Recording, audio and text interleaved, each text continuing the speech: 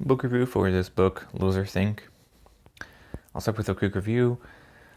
This book was like hard because on one hand it's like a 3, it's a typical 3-star book. On the other hand, it is a book that there's some good information there and it's important to talk about those things. Usually I would give it a 4, but this is not a 4.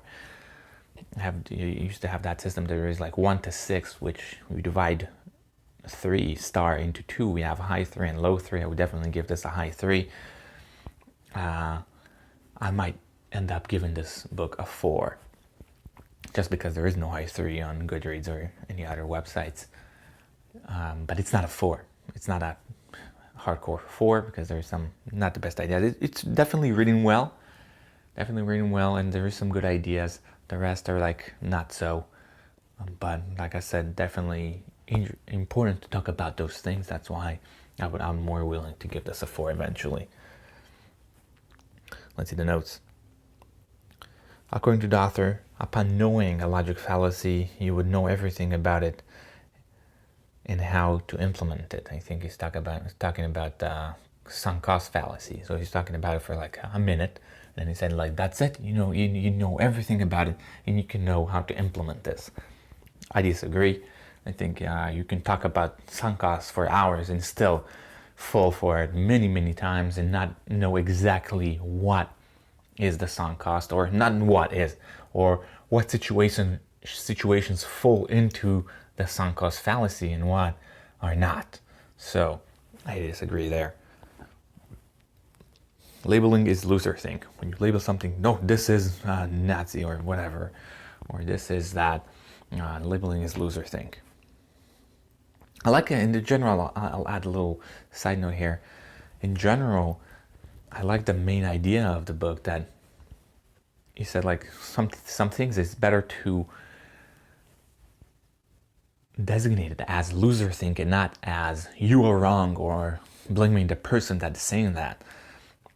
Labeling that as a loserthink is a better way to approach, and people will be more willing to understand that. Even for ourselves, when we are engaging in loserthink, it's better to think that way, because this is putting emphasis on the thinking and the process of thinking, and not rather than the person itself. So that's the difference right there.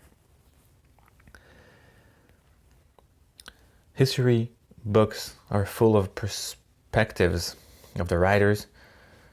That includes politics and such. So even when we read history, usually we think, oh, that's unbiased, but this is obviously not true.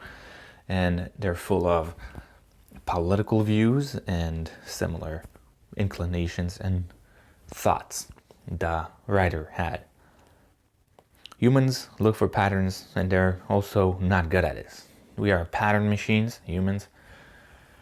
But the thing is that we're not good at it. We always look for patterns, but we find patterns when they not exist, and we are falling into many biases. So we're not even good at this, but we always look for it. It's good to know. Every person that works on a new software version calls the previous person an idiot. That's always, it's like the hindsight. I don't know, I wouldn't call it the hindsight bias, but it's after the fact. And when you see what someone else does, it's easy to criticize it. And you will probably be criticized for whatever you're doing. So it's not always good to criticize the person before. Expecting illegal immigrants or addicts to solve the problem is loserthink. Obviously, they're not going to solve the problem, and expecting them or saying them like that's their problem is helping no one, and the problem obviously would not solve itself, and something should be done. The direction is not less important than the results. Obviously, the results are very important, but I think he's talking about it when you're in an executive position.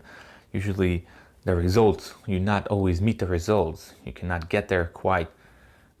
Therefore, the direction where you're trying to go is not less important than the end result.